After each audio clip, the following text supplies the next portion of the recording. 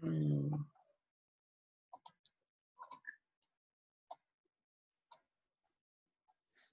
Hello, everyone. Welcome to today's episode, if you like, of our Leadership Live series. Today, we're joined by our alumni, Benjamin Christmas, who, I have to say, I just love the name. It just sounds like a celebration anyway. He's previously been a Bachelor of Medical Science Clinical Investigation with CQU, and he's currently studying his Master's in, I believe it's professional health, is that, or public health? Public health. Okay, so Benjamin, I'm going to just hand it over to you to share a bit about your journey, your story, and then we'll have a bit of question time after that. Sure. Well, I'll probably start with the theme being, for me in my life, I would start with the phrase, there's always a way. So for me, my educational journey has been, as I previously told you, Tanya, very unconventional. So I started off essentially at high school, or even go back further than that. I've been to approximately about 13 to 14 different schools over the course of my high school and junior school. There was a lot of reasons for that, which I probably won't bore everyone with, but essentially my educational journey was very all over the place, essentially. I had a lot of things missing, going from school to school, and then I went essentially, moved from WA, so I was born in WA, I did a lot of schooling in WA, and we moved over to Queensland.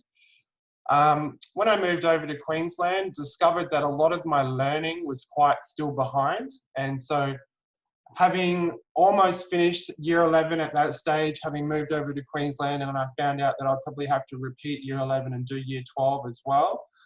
So this was a mix of both distance education and going to school. Eventually, I transitioned fully into distance education. A lot of that was to do with confidence and bullying and all sorts of things that come with school. I didn't have the best schooling life. Like I said previously, there was a lot of issues around bullying. There was a lot of issues around poor teaching and education.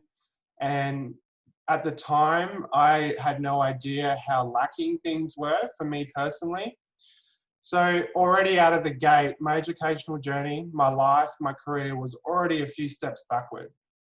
So when I came to Queensland, I was continuing my distance education.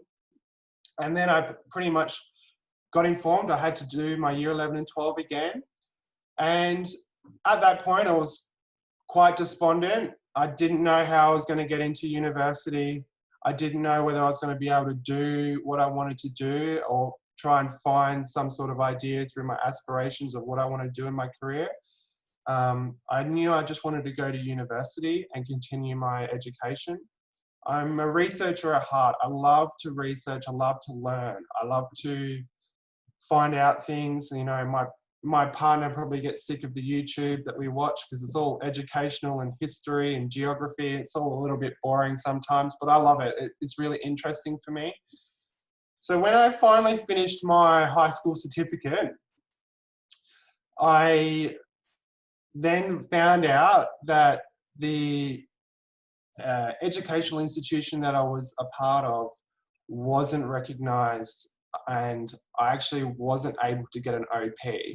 So, like I said, when I said unconventional, this was another step backwards for me. So I went from finally repeating my year 11 and 12 in the space of about 12 months to then finding out that I couldn't qualify or even get into university in Queensland. And on top of everything else, WA and Queensland have entirely different programs to enter university. So WA has tertiary entrance rankings, which are out of 100, and every student gets an individual unique tertiary entrance ranking, whereas in Queensland, much to my surprise, there's an OP system, which is entirely foreign and different to what I grew up with. I had no idea how it worked, essentially. So I finished my high school certificate. I want to go to university, but I can't. and I have no idea how to get into university. So my parents are pulling their hair out. I'm pulling my hair out. I don't know what I'm going to do. I'm essentially going to be stuck with a high school certificate for the rest of my life, being a little bit melodramatic, but that's how I felt at the time. So, like I said at the beginning, there is always a way. So if you're determined to do something or you're determined to get an education, it doesn't matter your age, who you are, what you've been through, whether you're male or female, black or white, doesn't matter, sexual orientation. Don't let any of that stuff stop you. The biggest thing that's going to stop you, however, though, is yourself. So if you are despondent and you don't feel as if you're going to get anywhere, you probably won't if you're going to feel that way. Obviously, there's reasons behind that, but you're always able to yourself take reins of your own life and recognize if there's an issue, we've got to sort it out in order to get where you need to go. So, like I said before, I can't get into uni at this point. I've just finished my high school certificate. Mum and Dad are trying to figure out what other alternative pathways there might be. Me thinking, if I can't get an OP, there's no way. So we started looking at SATs testing. So we started to look at whether there's some sort of equivalent. Turns out there really isn't. I decided to basically get in and sit the SATs. So that's the American standardized testing that they do over in order to get college admission. I failed that horrendously. It was a horrible test and I had no idea. And part and part being, it is an American test. It's looking at totally different areas. It's a totally different educational system. So naturally, I'm going into the test on the back foot. I didn't do very well. So that was another blow to my confidence. And at this point, I start asking myself, is university really for me? Fortunately, CQU, so at this stage I was living in Biloela, which is about a few hours inland from Rockhampton. CQU started a program called Start Uni Now, the SUN program, with Katie Black, I think was the lovely lady's name. Anyway, my mum, being my mum, got in contact with them and inquired about as to whether this might be the right fit for me. So the Start Uni Now program, I don't know whether it's still going. However, for me, it was absolutely amazing. So what started to happen with Katie after liaising with her was that essentially I got to choose a course out of a degree that suited me, that I was interested in, would give me, say, a credit for my high school certificate, and would allow the university to assess whether I'm suitable for tertiary education. I basically jumped on board and I did functional biology under the biomedical science program. I was learning under Fiona Colson, Professor Fiona Colson. So Fiona Colson was my first lecturer that I ever really got a chance to meet. And I was really lucky to have Fiona around. She really took me under her wing, and really, as a high school student, being amongst tertiary students was a little bit confronting, because we did have to do placement or labs. However, I went and did the program over the 6 months or 3 months and ended up getting the second highest mark in the course.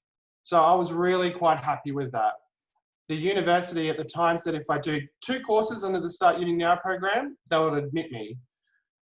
Turns out I did so well, they were quite happy to admit me under the 1 course. That was the beginning of my tertiary education. So yay, Ben's in uni finally. Anyway, so now I had to decide what I wanted to do. My biggest goal in my life has to basically go do humanitarian aid work.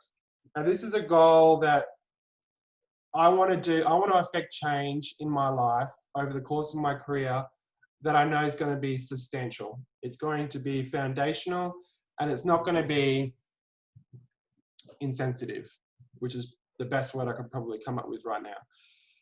There's a lot of aspects to humanitarian aid work that a layman or even myself jumping into wouldn't realize the complexities that are involved. So I thought I'll start somewhere and I'll slowly work towards that goal. So when I say there's always a way, there's always a way. If you want to get into university, there is a way. If you're a mature age student, there's the STEPS program. Doesn't matter how old you are, there's 90-year-old students that are getting their degrees. It really doesn't matter what age you are. If you want to go learn and enjoy something, you know, go and do it. Don't let it stop you. Australia is really lucky to have the HEX program. There's so many things in Australia that really work well for students.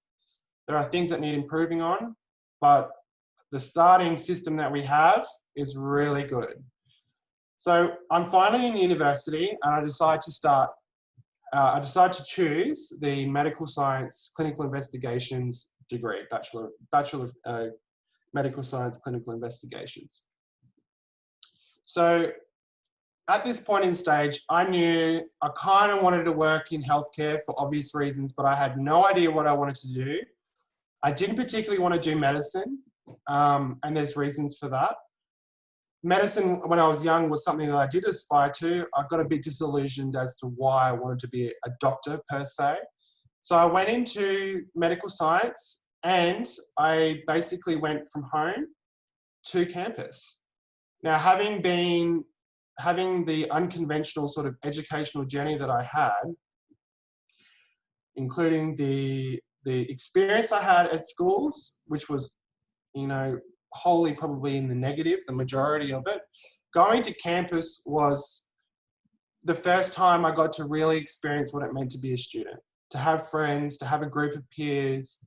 And so I blossomed and I got to really experience what it was like to be a student on campus. I was really fortunate as well that CQ gave me a scholarship for accommodation. So I essentially had 2 years worth of scholarships that allowed me to just be myself, do my study, not worry about accommodation, food, internet. It was all there ready and waiting for me. I was able just to be myself, find out who I wanted to be and where I wanted to go. So I'm on campus, I'm doing my uni. You know, it's the up and downs of uni. Tertiary life isn't always, you know, success. It can be a lot of failures. You can fail a lot.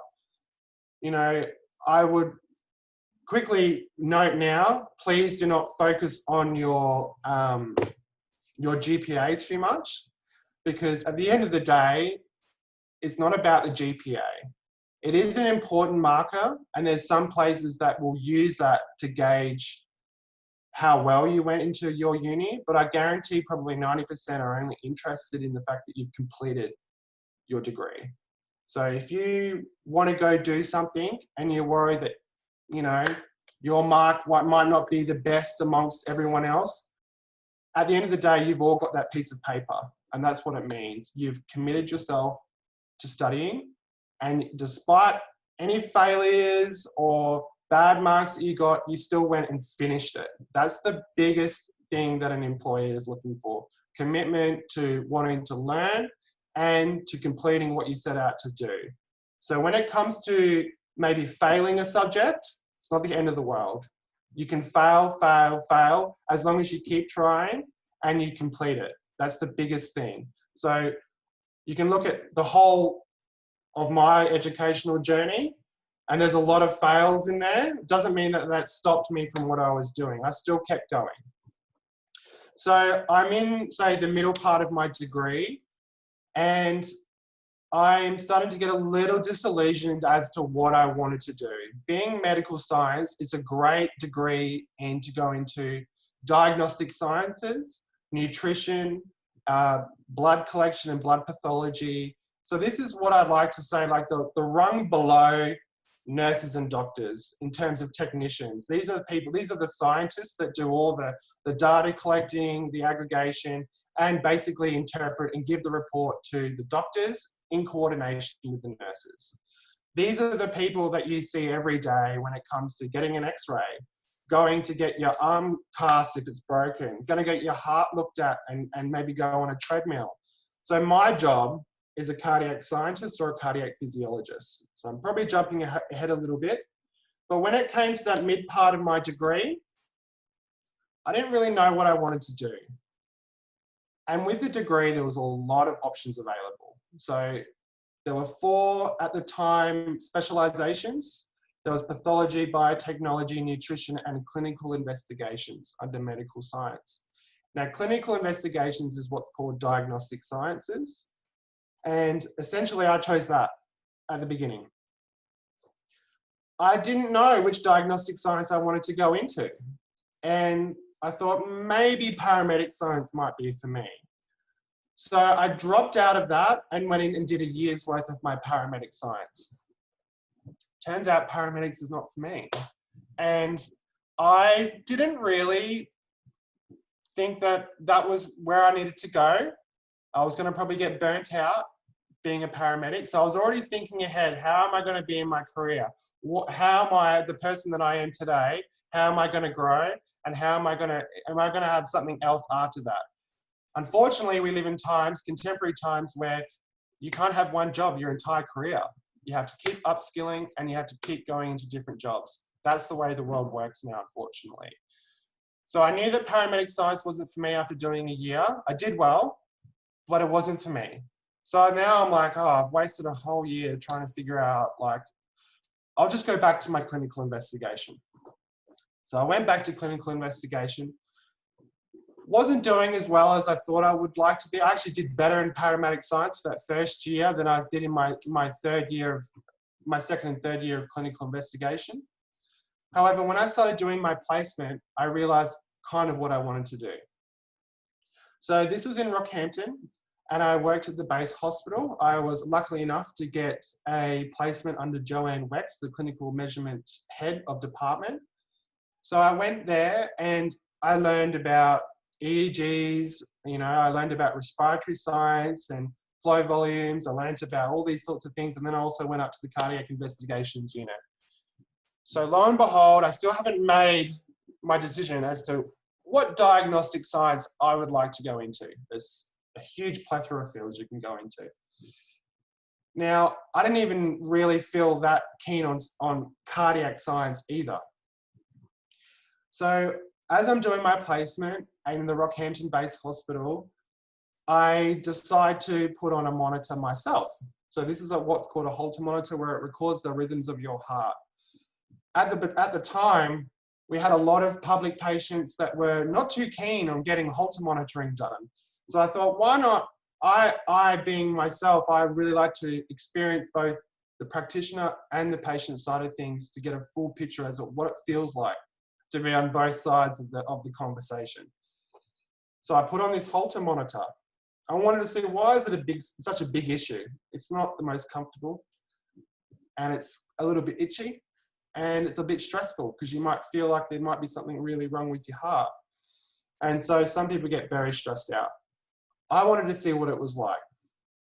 So I wear it on the explicit instructions from my boss that I better not come back with anything. Lo and behold, I came back with something. I had what's called Wolff-Parkinson-White. So it's essentially, I was born with a genetic issue with my heart and the electrical pathways in my heart. So I thought, this might be a good nudge in the direction that maybe I should stay in cardiac sciences. And that's what I ended up deciding to do. I thought, I'll stick with cardiac science. Seeming as though I've got a bad heart, I might as well stay in the area that I need to in case anything happens. So I did that. I then also started to experience what it meant to be a patient on the other side of the spectrum, so to speak. You've got practitioners, technicians, scientists, nurses, and the patient. And I was both a patient and a technician. At that point in time, I thought it was quite normal to feel your heart in your chest all the time and to feel pain and all that sort of stuff. I never thought anything of it. Now I look back and think, excuse me, you could have probably asked a few questions about that. It was quite, Wolff-Parkinson-White is a very dangerous arrhythmia to have. If I was to put it quite bluntly, if you were to go into what's called a tachyarrhythmia, or a really fast abnormal rhythm, it's 50-50. If you don't wake up, that's it. And there's been plenty of people that have died young because of Wolff-Parkinson White. So that was a bit of a wake-up call. And I thought, well, I might be going down the right track if I chose cardiac sciences. So I chose that. I finished my placement, got a bit more information about my condition, and I finished my degree. Then my mum gets diagnosed with brain tumor. That was very confronting. So I had just finished my degree and I wanted to get a job. And unfortunately, my mum needed help.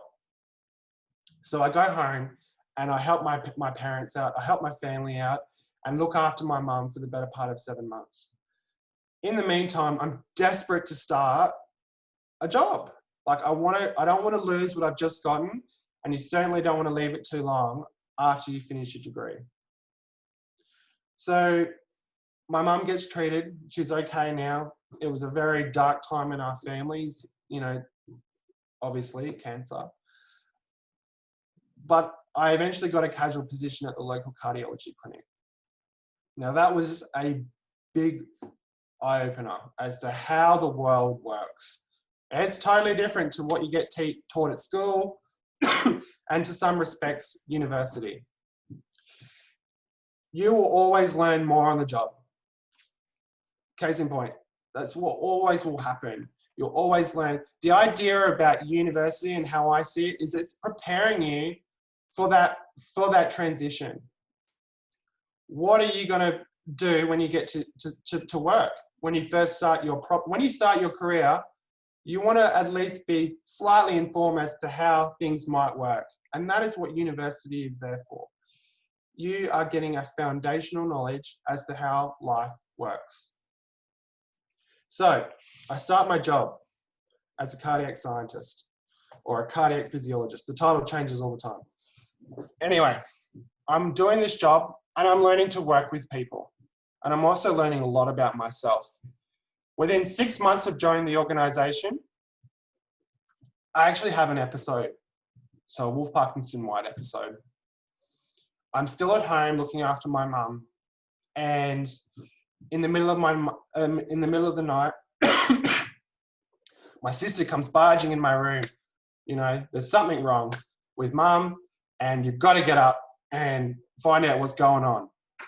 Me being the person with a little bit of health experience, rush in there, and my mum's in a lot of pain, and then I proceed to essentially have an episode. I pass out and I am convulsing on the floor for apparently a minute to 2 minutes, and then I wake up. Unbeknownst to me, I've got both my mum, who's also in a lot of pain, and my sister both yelling at me to not get up. I thought I had decided to take a sleep on the floor. It's quite comfortable. I had no idea what happened. I didn't realize that I had fallen asleep on the floor. That's what I thought. But I had actually collapsed on the floor, and I'm telling my mum and my sister to stop yelling at me. Turns out I had a full-blown Wolff-Parkinson White episode. I had gone into a dangerous rhythm. My heart wasn't pumping any blood. And I collapsed. That's what your body does. It tries to achieve equilibrium by getting you flat on the ground, some blood to the head, hopefully you're getting some oxygenation. So within only 6 months of joining this organization, I had a full-blown Wolff-Parkinson White episode. Very dangerous. I've become what's called symptomatic now. I need to get treated immediately. Luckily, I'm in the right place. So I had already established a rapport with a cardiologist there, and I ended up getting treated. To this day, I've not had any episodes, which is great. I had an extensive alternate pathways in my heart, too many. But now I'm really starting to understand what it means to be a patient, what it also means to be a technician, and what it means to be a part of the process. So now I'm in my cardiac science. I've got my own condition. I can relate to patients. I can relate to staff, and I'm learning. The biggest thing that I learnt, and I'm still learning, is that I'm learning more and more about myself every day. People think, oh, I learned this at my job. I learned this. That, I think, is part and parcel of what it means to work in a job. What you can or maybe won't do is learn more about yourself. Excuse me. And this is where I started to really take charge of what am I going to do in my life? What am I going to do about my aspirations? What am I going to do about the things that might be holding me back? And so I started to really think. My objective since I was a little kid was to go help people. I'm doing that now, but I feel like a very small cog in a greater machine. I'm also working for for-profit healthcare. Not that there's anything wrong with that. Ideologically, I am opposed to it. And so I would like to work for an organization that is not for profit, is actively looking after the people that they're looking after, and then not profiteering off it. So I have learned a lot at the place that I'm in, but I also want to transition. I don't want to always be in cardiac science. And a lot of people are like, oh, well, you just did your degree. Like, isn't that where you want to be? And I would say, no. The degree was the starting stone or the starting step as to where I wanted to go. If you were to think about a ladder, it was the first rung, with the top rung being exactly where I wanted to be, which is community work, which is in the community, doing humanitarian work, doing whatever I can to uplift the community.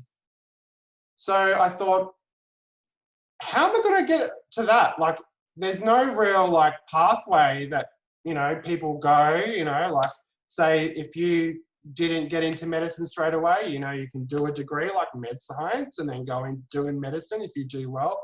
You know, if you want to do veterinary science or something like that, or nursing, you know, there's a pathway. There's always a pathway. Someone's been there before, you know. But I couldn't find anything about that when it comes to aid work. Like, and I know it's a very broad term, but I want to assist people that can't assist themselves. The community can't assist them, and they have nowhere to go.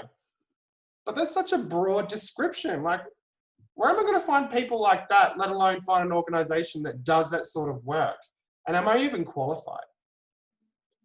So I thought, what am I going to do at the very least to start my qualification side? If I get the qualification, or if I get the education, I might get an idea as to where I need to exactly go. So, like I said at the beginning, there is always a way. So I thought, I'm going to Google some stuff, do some Googling. What's some stuff where I can maybe do like disaster management, or when there's a big event like a cyclone, or maybe is there some work in terms of the community in town that I can do for the elderly or something like that, and maybe there's some relevant qualification. What I didn't want to do is be stuck in a role where I'm assisting just one person. Not that there's anything wrong with that. I wanted to be able to work with an organization that is able to uplift an entire community. And what I mean by that, I mean in a socio-ecological sort of way. We're looking at every aspect of the person's life, the parts that are missing, the parts that are there, and what we can do to assist that, and then the whole community as well. So as I'm Googling and finding out different things as to maybe there's a qualification here or there that might work for me, lo and behold, public health comes up on CQ. Now, having only been in a career for 4 years and only just finished my bachelor's, I was quite, I wasn't too informed as to what public health was. I had an idea, but I didn't really understand it. I thought, oh, that's interesting. I'll have a look. So I looked into the paradigm that is public health. Now, public health has been around for some time, like a few hundred years, but it's evolved. And when I first looked into it, I knew instantly that was exactly what I wanted to do. So luckily enough, CQ offers a master's in public health, of which I've done a year's worth, and I've done quite well. I'm really happy. You'll find if you've finished your bachelor's and you've gone on to do more tertiary education in your career, you'll probably find the next few tertiary qualifications that you get, you'll probably do better than you did in your bachelor's. That's not a bad mark in terms of maybe I could have done better in my bachelor's. I have regrets. You've got to remember in that time of your life, you were still growing up and you were still learning a lot of things in between doing a degree. So the fact that you just finished it and then you've gone and do more tertiary education is a bonus. It's actually, you've gone back and you've even gone and done some more stuff. That is such a good description as to someone that's really pushing themselves and really wanting to achieve something. And everybody can do that. Doesn't matter. You can do certificates, masters, bachelor's with honors. You can go do another bachelor if you want. It doesn't matter if you want to keep learning. So after doing a year of public health, this was in between working full time. That was a big sort of lifestyle change. I'd always done online distance learning, and had worked casual and part-time jobs and did uni, but never worked full-time and studied full-time. And to begin with, it was hard. It was really, really hard. But if you've been in a career for some time, you'll realize that there are things that you can do that you are able to equip yourself with in order to go and do the things that you need to do. And what I did, the first thing I did was, one, I had a conversation with my employer as to what I was doing. They had to know that I might be slightly more stressed than usual. And I also wanted them to know that this will assist me in my career and helping out at this current organisation. And on the back end of things, I knew that this is where I wanted to go. So if it means dropping a little bit of work, that's okay. Some people might not be in the financial sort of position to do that. That's okay. You can always go part-time. Doesn't matter how long you do your degree, just get it done. You know, it might take you 8 years or 6 years or wherever long a part-time course, that's all right. As long as you keep at it and you're doing what you can, you know, you only can do your best. And that is all anyone is asking you to do. And remember, you're paying for this. So if you want to get as much as you can out of university, ring up, ask them about what I can do here. Can I grab this? Can I grab some more information here? You're paying for this. It's not something that they're going to just hand to you, because this is life now. But you know, you are paying for this. Take everything you possibly can out of it. Student services, you know, mental health support, mentorship, everything that is available there for you is there for you and your growing educational journey. So to sum it up, I'm now in a stage where I'm in a position where I'm actually going to start community work very soon. I've got my second year public health masters to complete, which I will be doing full-time work as well at the same time. But I've requested from my employer to cut down to 4 days a week. Yay, 4-day working week. So this is something that I'm slowly putting out there in my job as well as my career in order to achieve where I want to go. And a little snippet about this story is I actually met someone at my organization that I work with. Now, she was a representative for a different company that was here helping us do some training. And she was this lovely African lady, and she has been working for World Vision. She also is a trained pharmacist and had done her PhD. And surprisingly, I was actually quite surprised she was here with us, given her qualifications were quite numerous.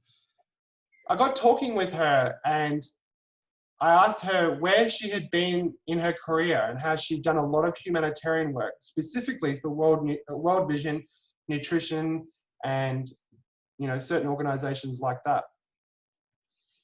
And she remarked to me that after telling her that I was doing my master's in public health and what my aspirations were, which was AWORK, which was working for nonprofits, she remarked to me that it's really good that you're doing your master's in public health, because not many, if at all, non-profit organizations will even look at you without a master's or some sort of qualification in public health. Now, if you needed a confirmation that you were on the right path, I certainly got that. And this was a lady that I only met in passing, and I only met her at the organization that is wholly separate to what I'm doing. But when there is a way, you know, there is also many other ways to get where you need to go. And there's no one thing stopping you. So if you go back and look at your educational journey, just be proud of what you've achieved and what you want to go, where you want to go further. And I think if you keep, you know, aspiring to go somewhere, you will get there, as long as you don't let yourself down and you keep pushing yourself and don't fall into the trap that you're not able to do it or there's no way you can do it, because there's always a way. And I think that's about all I have to say in terms of my own journey. And that's been such a journey, Benjamin. Thank you. I'm like blown away, and I've like been making notes, and I've got to talk to you about this, and I've got to talk to you about this. Sure. So maybe, I guess, coming away from the study part into the work that you're doing, and I guess, you know, in the experience that you're having, not just your studies, but the work that you're also doing is building you up to have your future, your next stage of your future career, if you like. So can you talk to us about the importance of actually taking on leadership type activities? And they may not be aligned, may not be within your study or within your work, but the things that actually help you build those other skills that are going to get you forward and where you want to be and helping other people. I have a good example. So 2 years ago, the organization that I work for do relatively large AGMs, so annual general meetings, and they make a big show and dance about it. And they like to invite just about everybody from the organization that possibly hasn't been before or what have you.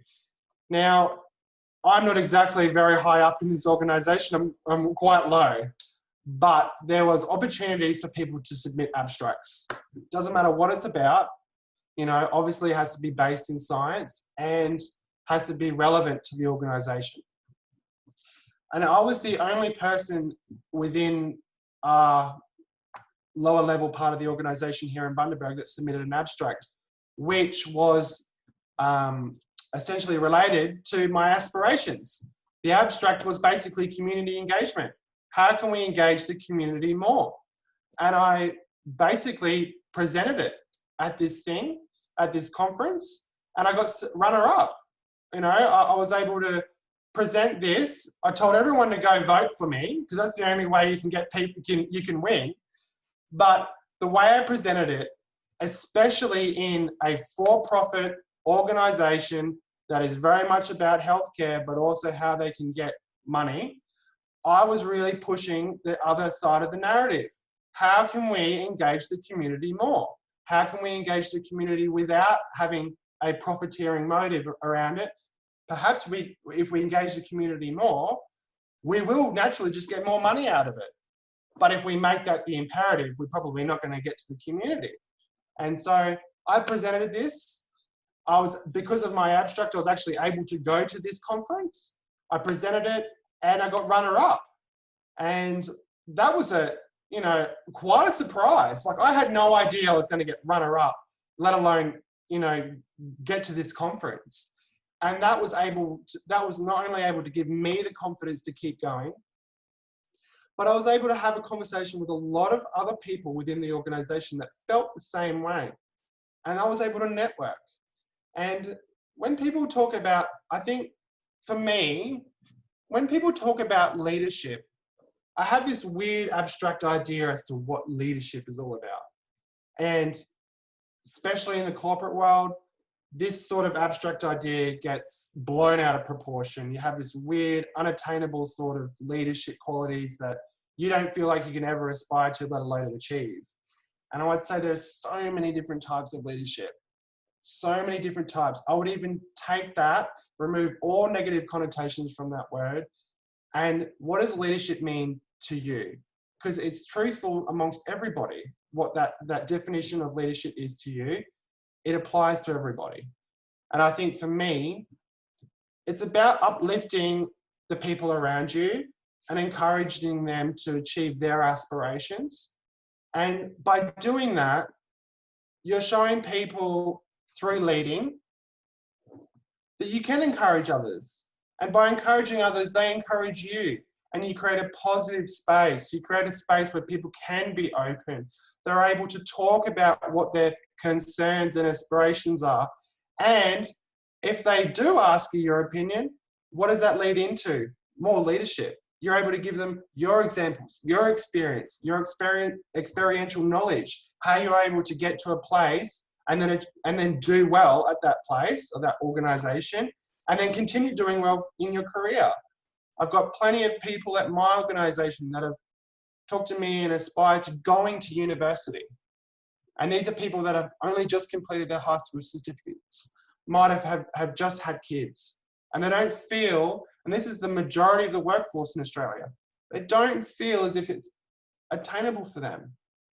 And I would say, no, that's wrong. So wrong.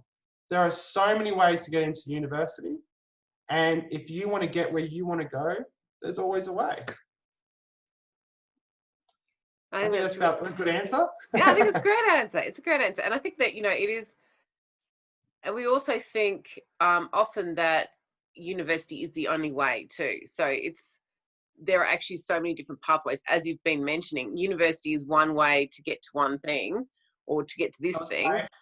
But yeah, it's not going to be the same for everyone, but just being able to have the confidence to follow your dreams wherever they may take you and what you need to do. Yeah, and I would probably add as well, and definitely you're correct there, university also isn't the be all and end all. I think people can put it on a bit of a pedestal when there are other major careers that Australia needs and wants that do not require a tertiary education. They require a skill. They require a TAFE course that enables you to work in an environment and learn skills. And that is also very important. You're not going to go to university to learn how to basically become a mechanic. It's not going to happen. But we need. Yeah, we all need mechanics. Yes. We need electronics. Yeah. And if you want to have your car fixed well and you know it's safe, you want to make sure that that person has got the relevant qualification and that person loves what they're doing and has done it well. And some people, there's a lot of nurses I still work with that worked with the matrons. They worked on the job and got the qualifications with experiential knowledge. So knowledge through experience. They didn't have the numerous qualifications that people require today. That's the way contemporary society is set up now. That's fine. That works for us. But there's a lot of people in the past and today that learn hands-on. And that's quite okay. I learn hands-on, but I'm also very much a person that loves to get information from a book. However, I do understand that theory can be very different from practice. Real world is always different from what we think it should be and how it should be. It's very much that way. So when I say that university, if you aspire to that, aspire to it. I would say if you have any aspiration, go look for the places that you know are going to readily equip you to get to where you need to go. And I think the other point you made is talking to the people that align with your vision and finding out how they got to where they are as well, to get that inspiration and at least, some options that you can explore as to what's going to suit you. I also would say that don't ever think that you can't ask. I've caught up so many people, cold called plenty of people that I might be interested in talking to or get some advice about or ask some questions of, or maybe is there an opportunity for me? Sometimes you don't hear back. Sometimes you get ecstatic replies and sometimes you don't get anything that's really worthwhile. That's okay. The point is, don't be afraid to ask. Don't be afraid to ring up and talk to somebody. It doesn't matter if you've never spoken to the organization before. If that's something that you're aspiring to, find out as much as you can about it. If you have an idea of what you want to do, talk to an organization. You might have a job title that you're totally unaware of, and you're having an idea of something that you want to do. there's probably a job out there for you. You've just got to ask. You've got to find out. And if you don't ask, you won't find out. So that's one of the biggest things for me, I guess, is that I've always been the type of person that's researched, just gone in, not taken no for an answer, and just said, what can I do to find out more information about a particular topic? Yeah, and if you don't ask, the answer is no. Whereas if you do ask, the answer may actually turn out to be Definitely. yes. Definitely. Definitely. And if you never try, you always fail as well. It's true. It's true. Whereas if you are trying, at least you're just experimenting. It's not a real fail until you stop. You mentioned when you finished university and you started into that first job, that it was completely different from, you know, your expectations from university. Can you talk to us a bit about the sort of the challenges of transitioning from that initial education experience into the workforce and how you kind of adapted to that and made the most of it? I think, look, transition is always hard, and going into a new workplace is always a bit difficult, a little bit scary, a bit intimidating. I'm the type of person that doesn't mind being chucked into the deep end. That's fine.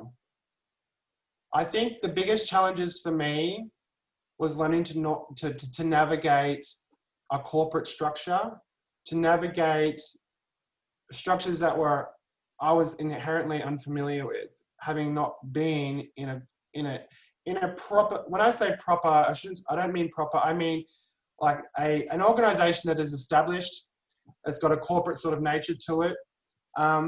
It can be quite overwhelming. You know, you have your lines of reporting, you have your lines of people that you need to talk to, and you're also working in the healthcare setting. So you have to look after your patients. You've got patient privacy. You also have privacy about how you conduct yourself, how you conduct yourself around patients, doctors and nurses and other technicians. So all these things I had to learn very quickly. I will say that I was equipped quite well during placement, but you know, like anything, it's just a learning process. It's just, you can't be too hard on yourself. Initially, I was just really keen to just jump in and learn as much as I can. I did have an idea of how unfamiliar and unknowledgeable I was about a lot of things and the processes around it. That, you know, everywhere likes to follow a process. I guess one thing is, you can, if an organization has a process, follow the process. Don't take initiative, follow the process, and then when you learn as to why the structure is set up that way, it might not be a good structure, it might be a fantastic structure, but follow the process first, then give your thoughts, give your understandings. Biggest challenges for me wasn't the patient side of things. I love talking to people. I love meeting new people. That was easy. The hard bit was following the process for me. And what I mean by that, I'll just probably expand on it a little bit, was that it doesn't matter whether you have say a personality clash, or you don't particularly like someone, or that person doesn't particularly like you, that process still has to be followed. And I think at university, when you're learning your degree, you hang around people you like. It's just natural. You hang around people that you get along with, that you're peers, that you learn well with. In work, and when you first start your job and your career, you're going to be around people who you might not like, or you might not get along well with. But you still have to follow the process. You still have to learn to work with these people and to build a rapport with these people and to build an understanding with these people. You know, and one of the biggest things is when you're at university, you tend to surround yourself with people that fit your ideals, your spirituality, who you are as a person, your politics, everything else like that. When you're in a career and you're in your job, you're surrounded with people with wholly different ideas about how the world works. And you're all there, all working together, trying to achieve a certain goal. And you've got to work well together. And sometimes that can be a little confronting for some people, meeting some people that don't think the way you think or don't see the world the way you do. And I believe this is the next step in everyone's educational journey. I don't believe tertiary education stops after you get your degree. You keep learning. You might not necessarily get a piece of paper out of it, but I think when you finally have a foundational understanding of what you want to do, where you want to go, what job you want to specifically do, an area you want to work in, and the people you want to work for, the next step in that is learning to, one, work with people that aren't like you, don't think like you, feel like you do, or believe in the things that you do. You have to learn to work well with them. You also have to work to respect and be sensitive to other people's ways of thinking, whether they are totally wrong or offensive or misinformed. That person is still a person, and you still have to respect that. That's something I'm still learning. Something that you will never stop learning. And I think public health has been a great advantage for me in learning about how to just navigate day to day, angry people, people that are upset. You know, I have no qualms in going up to a person that I have no idea who they are. If they're upset or crying, I'm probably going to go over. Angry people, I'm not too good with confrontation, but I'm learning to deal with it, and I'm learning to adapt. And what can I do to change my behaviors where I'm able to assist that person who actually is in need and they need someone to talk to. And I think when it comes to starting a career, probably my biggest bit of advice is just to be open-minded, and don't close yourself off to other people's opinions or understandings or ideals. Because I would say there's an interesting man that I used to listen and read a lot about. He's passed away now. Christopher Hitchens is a very interesting author. I don't agree with everything he said, but he did remark one time a very interesting sort of idea. If there's 100 people in a room and 99 people are in consensus and one person disagrees, the person that you should be listening to is that one person, because you might learn something from that person. Whether the majority don't agree or think that person is off the wall, what have you, you probably will learn something, either about their understanding of the world, maybe they have something that's correct, or something that you didn't know, I don't know. But what I'd say is just be understanding and be open-minded. Do you know what's really come to mind for me when I've been listening to you talk about all that is that this is actually what group work would do well with if we actually framed it well. Like, it is the discomfort, it is the people that you wouldn't normally hang out with. This is, you know, it's that opportunity to kind of come together and to work out a way of working together through all those challenges. But I think we need to really look at how we reframe it. And I think every university I've ever spoken to has been the same. But yeah, just listening to you, I'm like, oh my God, I want to, you know, do a snippet of that and put it in every degree that we run as to why we need to do it, why it's important. I think this is happening now anyway. Contemporary corporate culture is changing, and it's changing very rapidly. And I would say, if you were to, for an example, if you were to look at the super funds that are quite forward-leaning when it comes to climate change and that, these sorts of changes are happening. Not many people hear about them. I like to hear about this stuff because I'm a bit of a nerd. But corporate culture is changing. The culture is changing. The way work is changing. And if you were to look at even just the COVID epidemic and the way things are changing there, all these things are changing, albeit slowly, but they are changing for the better, I believe. And these sorts of conversations are important, I think, as well. Absolutely. And speaking of which, that is the end of our session today. Was there anything else that you'd like to add before we wrap up, Benjamin? No, just thank you for your time and letting me share my story. Just remember, there's always a way if you want to get somewhere. You know, just keep hammering at it and you'll eventually get there, and be proud of yourself and keep going. Don't stop. Yeah, you can do it. Yeah. Thanks, Tanya. Thank you.